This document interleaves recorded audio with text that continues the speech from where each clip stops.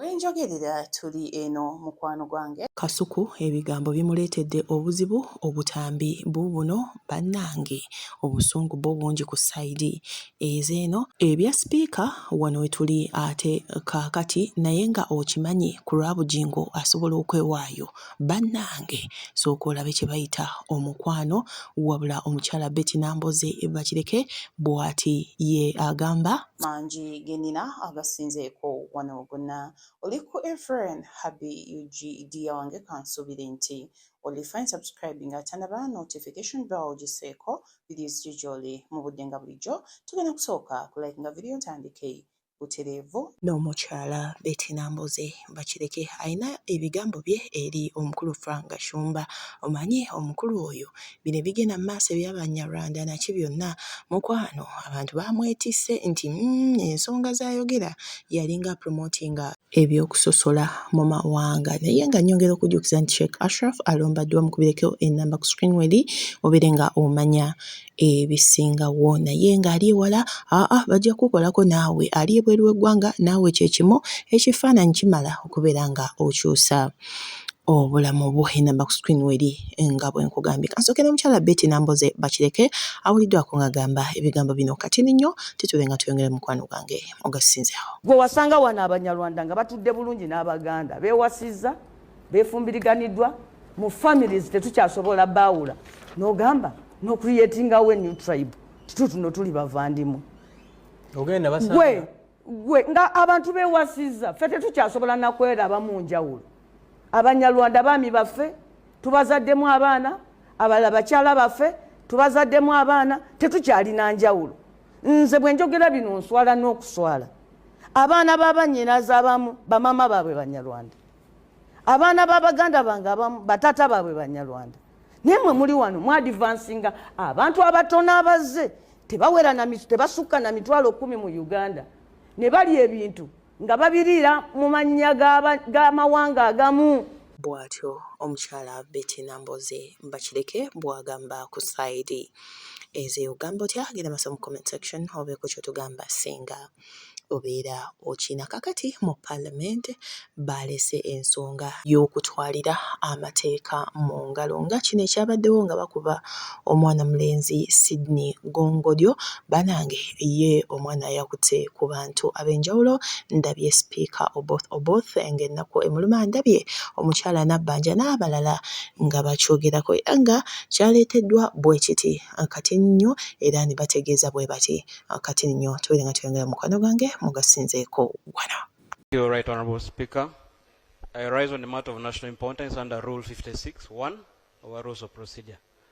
Right Honourable Speaker and honourable members, yesterday we laid to rest a young man, 27 years old, in Sirongo. His name is Sydney Gongodyo Giabi, a rugby player with the Uganda Rugby Cranes and the Black Pirates Rugby Club. Right Honourable Speaker, this one is not an isolated incident. He was killed on Friday on some suspicion which was not proved. He was beaten, killed by the people that he plays to represent out of this country. Year in, year out, on average we lose 1,000 people, according to the police crime report. In 2023 we lost 1,039 people. 2024 we lost 1,019 people. And just last year we lost 950 people. That's according to the annual report of the police crime report. It is my prayer, Right Honourable Speaker, because what happened to Sydney can happen to any of us here. It may not happen to the Speaker, he has security, but any of us walking around the street, anyone shouting thief without any proof, and you're lynched by those who represent here. My prayer, Right Honourable Speaker, because I want to move also under Rule 56(6), that we give the members of Parliament here, because it says we can talk about 15 minutes. We condemn mob justice with very strong terms. My second prayer is that the Minister of Internal Affairs gives us a report within 7 days of what is happening in terms of investigations. My third prayer, Right Honourable Speaker and members, is that we know, because the challenge usually is the response time, can we have a strategy by the government on response times? You're called the police is called and they come 3 hours later, 4 hours later.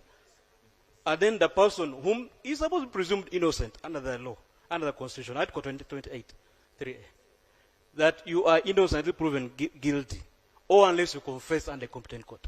Now, if you look at the videos, Sydney was bundled like a thief onto that police wagon. We want a strategy from the police, from the government, what they're going to do about future incidents. Because I think we buried him yesterday on a Heroes Day because we knew he should mark the end of mob justice. My final request, right, Honorable Speaker and members. Because the challenge is that 25%, according to the records, 25% of the murders reported are the ones that are pushed forward to court and prosecuted. Over 4,000 cases and only 1,000 is processed to its logical conclusion. I'm requesting, because we're trying to make mob justice as discouraging as possible. Some people also know, many of our Ugandans don't know that mob justice is actually illegal. But because I've experienced that pain, and as Council Mpanga once advocated for a nervous system where we feel each other's pain, many of us have lost that feeling. You feel that every thief is guilty, or every suspect is already guilty. Many are not. Many are just victims of circumstances. So I'm requesting that in a way you make it prohibitive. Can we have a public trial? As it happened with the case of Uganda versus Christopher Okello Nyuma. Because through that process, we got to know so many things. Even those who are not lawyers got to understand what actually happens in a courtroom. So I request on behalf of the rugby community, I must declare that I have an interest because I serve as the Vice President of Uganda Rugby Union, and that is one of our members. So I have to declare that interest. But I request that this House openly condemns this particular trend of events. I beg to submit right now. Thank you, honorable members. It's very painful. A young man, very promising, didn't know anything about theft, and very, very tragic to lose a life in such circumstances. It reminded us, somebody wrote about similar mob justice in Iganga, and the area MP is here, several years ago, where a young man was sent by the parent to go and buy. The father sent him to the nearby shop, not far away from Honorable Kaluya's home, to go and buy something in the evening. And the young man decided to look for his mother, who had left a long time, to escape from home. They could not find him. The parents went on those who were suspected in Iganga here. 3 people were suspected to be witch doctors, that they could have killed the boy. Those 3 people were killed. Even police, they overpowered police, they killed the 3 people. After a few days, they had the news that the young man was with the mother. How do you administer justice to those who killed? And just until recently, I think some of them, most of the people were arrested. Some were given about 10 years or 15 years. But is that adequate? How do you take the law into your hands? And these days, as you said, it is just enough to say wuyo, wuyo, wuyo. And they will pounce on you. Even the speaker is not safe. Because security has also the limit. They can stone you from the car. And the speaker also walks. So everyone is threatened. Prime Minister, what comment do you have to say about this undertaking by the Ministry of Internal Affairs? It's a bit of reassurance. It's very painful. Yeah. Thank you so much, Right Honorable Speaker and members. I want first of all to thank our son, Oranya, for bringing this matter here. Right Honorable Speaker, it is painful that we have lost such a young man at such a tender age. just like that. I want to use this microphone on behalf of government to condemn the acts of mob justice.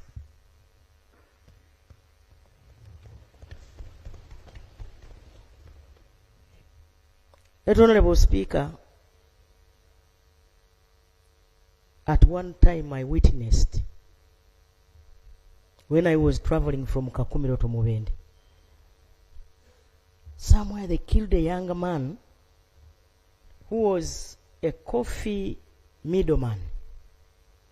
He had his small weighing scale in Kavera, and then they said that he was a thief, because thieves had stolen that area a day before.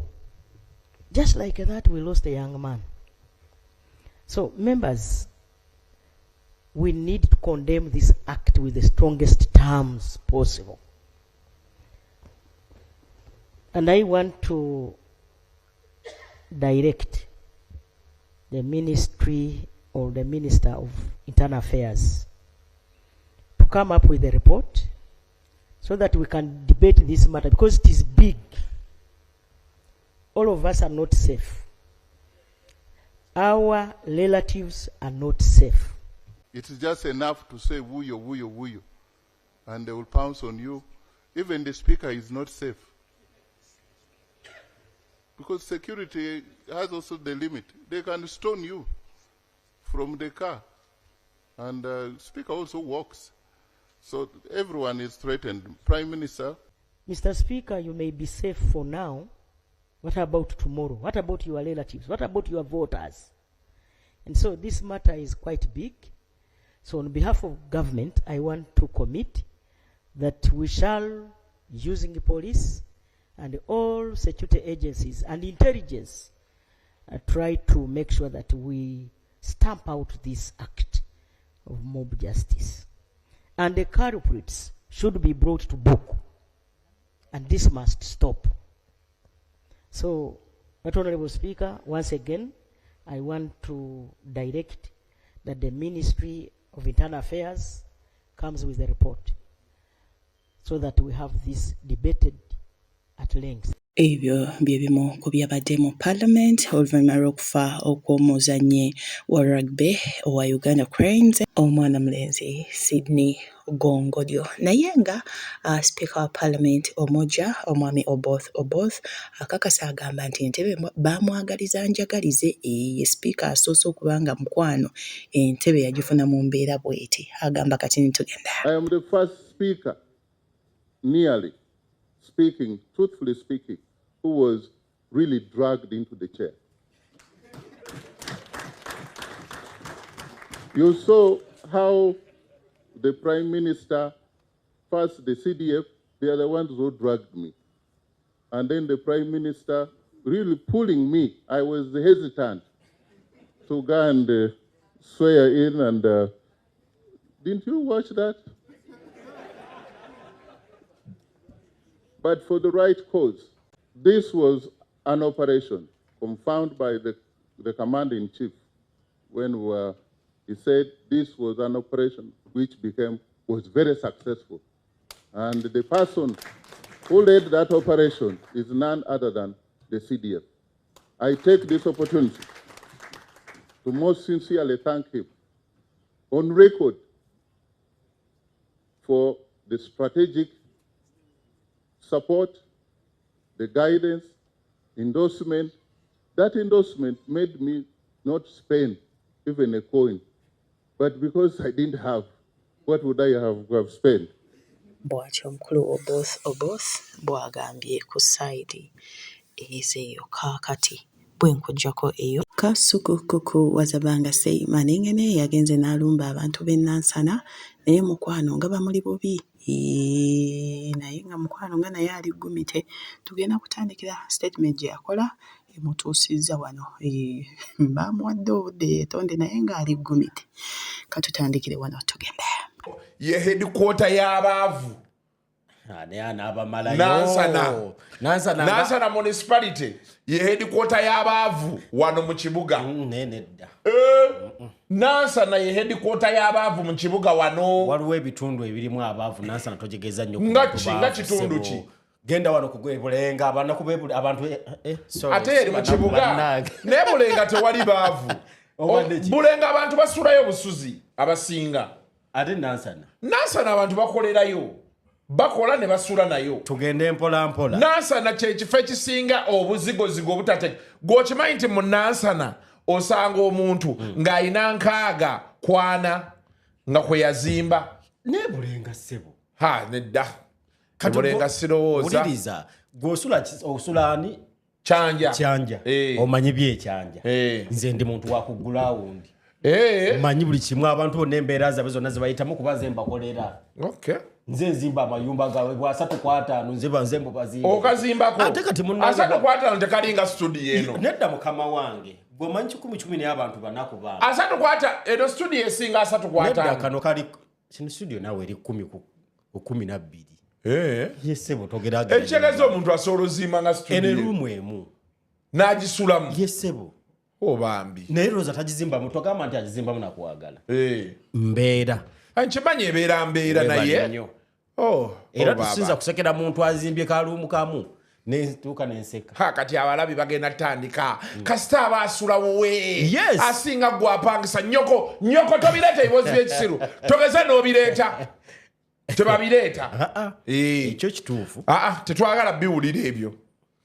So. Kasuku. Nze bampita je Kasowe Kikuubo Big Papa President we Nansana. Nkoledde video eno olw'ebigambo byayogera ku kyalo kyaffe Nansana. Era nga nkuwadde wiiki emu oveeyo weetondere Nansana. Ne wiiki emu wenaggwako nga tokikoze. Sigenda kuddamu kukola video ndala yonna ng'ekwogerako. Ne wiiki emu wenaggwako ebinaddirira gwa n'amanya. Kasuku vayo weetondere abantu b'e Nansana. Vayo wetondere eggwanga ly'e Nansana, wetondere abantu. Ebyo byonna byogera obiraba ojja kwetonda.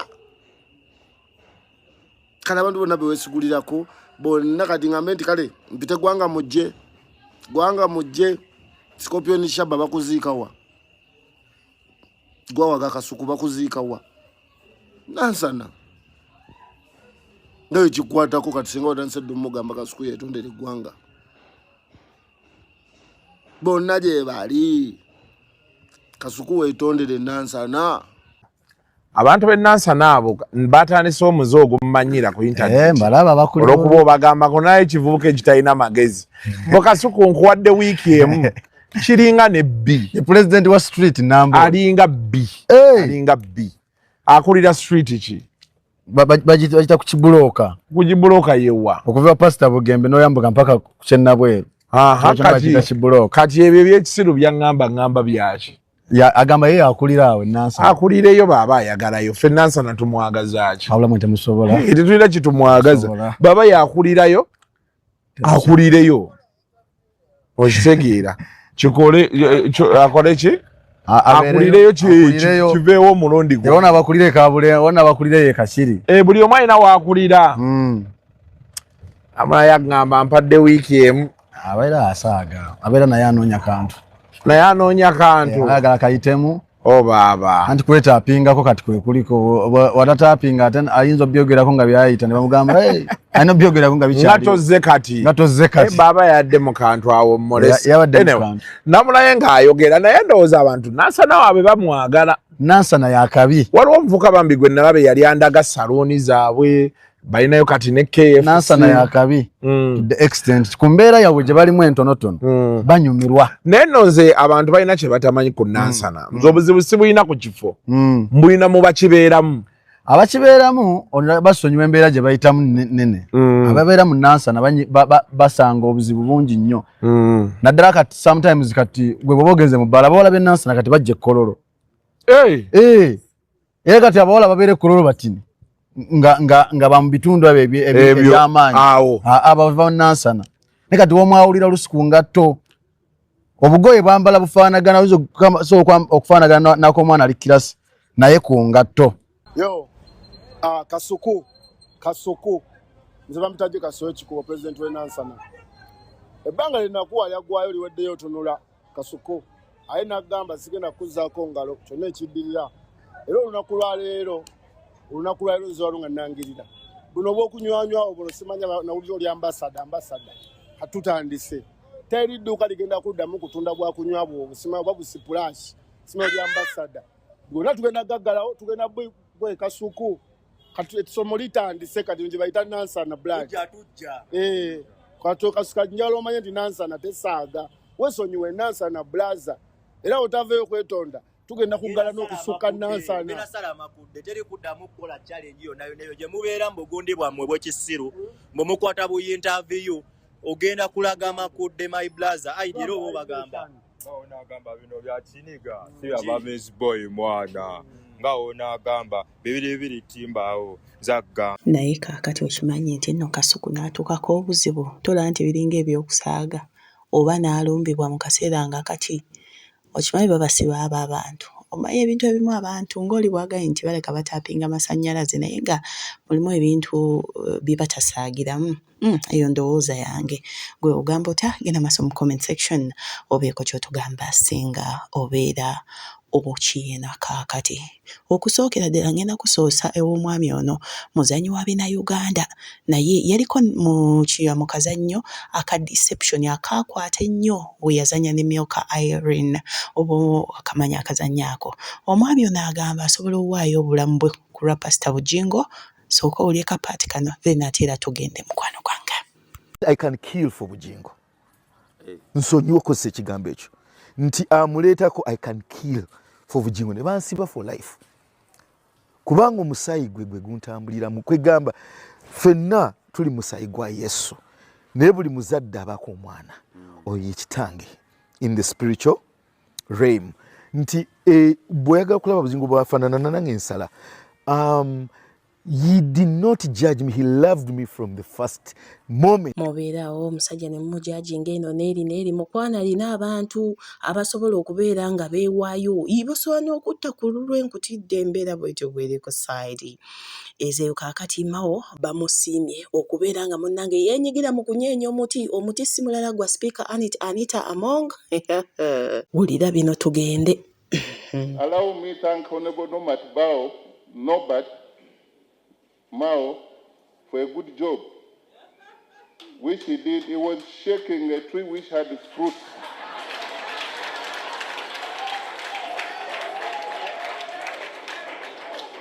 He was shaking me. I was not even interested in the fruits. So thank you very much for shaking that tree.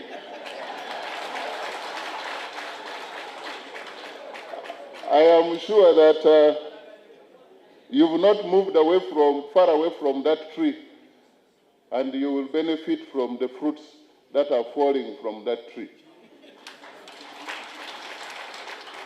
Honorable Mao was the most bold politician to challenge the status quo.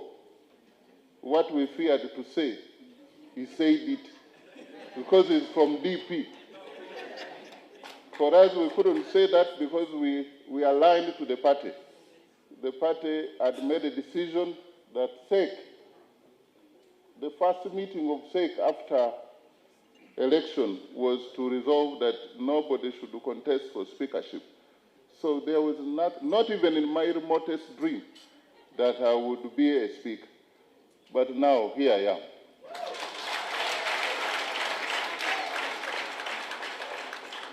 Not because I am the best, but because God chose that I should be. And that Mao will help me bring his ideas, which he has already written, some of the ideas. We are going to work together so that we can build a brick and build this country, put our minds together. President Museveni has continued to make a call to us that we should help our people to come out of poverty. But most people, when we say, look at this old man, I think this generation, we are the generation that needs to wake up so that we can wake up other people. So This we shall be counted. If we fail, then we shall have failed the whole generation. Sebo oba nnyabo kankwanjulire Sheikh Ashraf Dembe ono nga yajja okutereza obulamu bwo gwe ali mu ggwanga Uganda n'ali ebweru w'eggwanga teweeraliikirira gwagenda kuyamba bw'ati ky'oba okola sindika ekifaananyi kyo obulamu bwo bubeerenga buteera ky'olina okukola kuba ennamba eri ku screen awo ennamba eri nonti 7 7 obeerenga otereera byonna ebikusumbuwa ye Sheikh Ashraf Dembe okutereza obulamu bwo nkiddamu enamba eri ku screen awo okumanya ebisingawo asangibwa Rakai ye gwe ayagala okubeera nga omanya wali kuba enamba eri ku screen awo mwogerezeganye tojja kwejjusa.